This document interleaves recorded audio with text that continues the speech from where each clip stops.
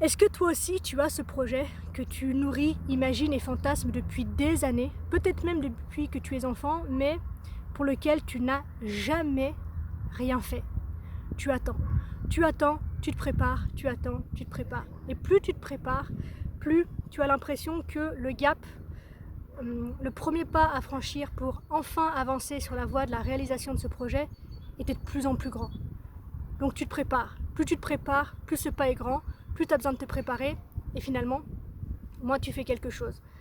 Comme si, en fait, tu avais tellement d'espoir, d'attente et de rêve à l'égard de ce que ce projet pourrait t'apporter. Tu nourris tellement de fantasmes à l'égard de ce projet que tu as ce sentiment qu'en mettant les mains dedans, tu vas l'abîmer. En fait, il est parfait dans ta mémoire, mais tu as cette certitude au fond de toi qu'à partir du moment où tu vas t'y mettre, tu vas tout foutre en l'air. Finalement, tu vas te rendre compte que, en mettant les mains dedans, en avançant enfin sur la voie de la réalisation de ce projet, tu as peur de te rendre compte qu'en fait t'es nul.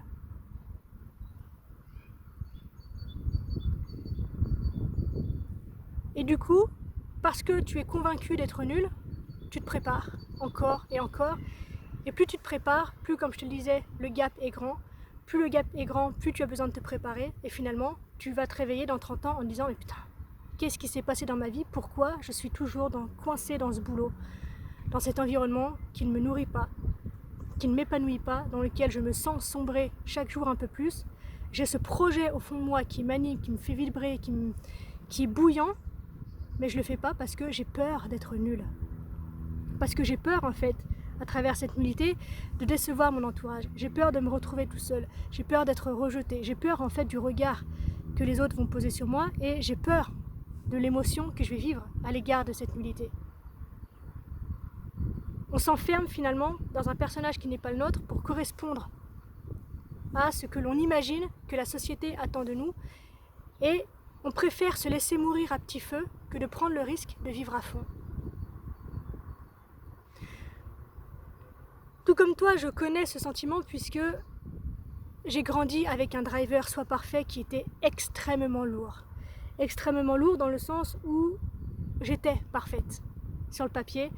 J'avais des bonnes notes partout, j'étais excellente partout, je n'échouais jamais. Et je pèse mes mots, je n'échouais jamais. Mais ce n'était jamais assez. Et le c'est pas assez, c'est pas bien. Je te dirai pas ce qui m'arrivait quand j'étais pas assez, mais ça m'arrivait, c'était pas cool, c'était douloureux, c'était terrifiant. Ça m'isolait du reste du monde, puisque du coup j'étais dans un esprit de compétition sans arrêt, sans arrêt. Jusqu'au jour où j'ai plus pu jouer ce rôle. J'ai craqué, j'ai tout perdu. Ma scolarité, foutue, plus d'avenir.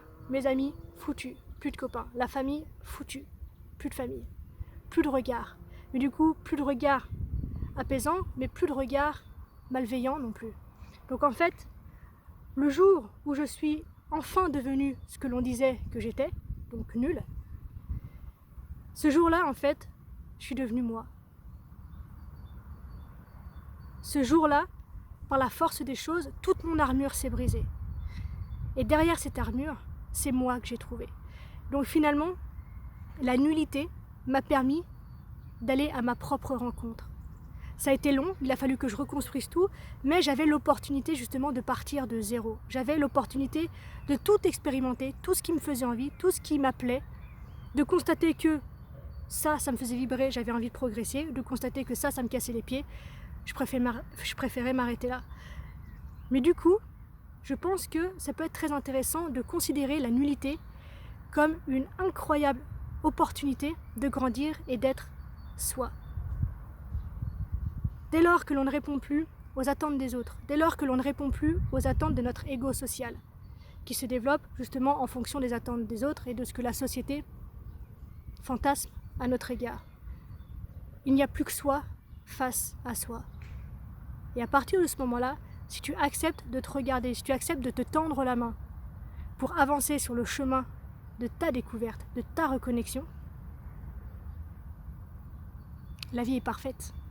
Elle est là, la liberté. Elle est là, la réussite. Il est là, le bonheur.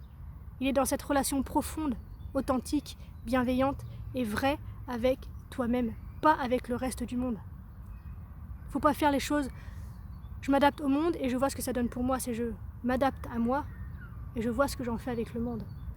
Mais du coup, ici j'aimerais vraiment que tu entendes que si tu as ce sentiment d'être nul, eh ben c'est trop cool d'être nul. Se rendre compte qu'on est nul, se rendre compte de la déception dans le regard des personnes que l'on aimerait impressionner, auprès desquelles on a besoin d'être bien vu pour se sentir bien. Ça fait bigrement mal à l'ego, mais putain ce que ça fait grandir. Et je t'invite du coup à accepter pleinement que oui, tu es nul. Et une solution que je te propose d'expérimenter, c'est de te lancer, avant de te lancer dans ce projet qui te fait envie, qui te tient à cœur, c'est de te lancer dans quelque chose qui n'a rien à voir avec ce projet, dans lequel tu sais que tu es nul, et de rendre public ta réalisation. Ainsi, tu vas pouvoir te confronter à des critiques qui seront justes, puisque tu es conscient que c'est nul. J'ose espérer que si tu te mets à dessiner alors que tu n'as jamais dessiné de ta vie et que tu es nul, personne ne va venir te dire que ce que tu as fait c'est trop bien. Ou alors c'est pas des vrais amis, c'est pas possible. Mais du coup, tu vas pouvoir te confronter à la critique dans des endroits où tu sais pertinemment, consciemment, viscéralement que tu es nul et que tu n'iras pas là-dedans. Mais à force de te confronter aux critiques, aux jugements dans les activités pour lesquelles tu es nul, je pense qu'on peut avoir la capacité de démarrer le projet qui nous tient le plus à cœur dans la sérénité en ce qui concerne les critiques de l'extérieur et bien sûr l'auto-jugement. Mais je suis convaincue que le vide de la nullité, c'est la page blanche qui s'offre à toi pour que tu puisses écrire ton histoire. Donc, je t'invite à reconsidérer les choses si tu as ce sentiment aujourd'hui, qui plus est dans un contexte où on ne nous laisse plus aujourd'hui nous exprimer ou être ce que l'on est, puisqu'on est bridé dans tous les coins, dans tous les sens.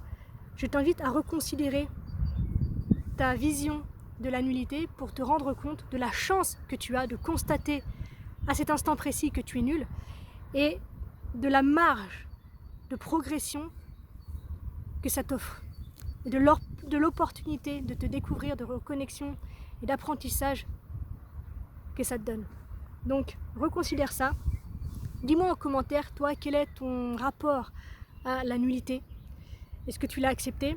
Comment est-ce que tu la vis? Et dis-moi si ce que je te dis te parle. Et puis, je vais te laisser là. Je vais continuer ma balade. Toi, j'étais en tenue de Zen Wangdo là. J'étais en train de me faire un petit entraînement en plein air. Ça fait du bien, ça réveille, ça remet les idées en place.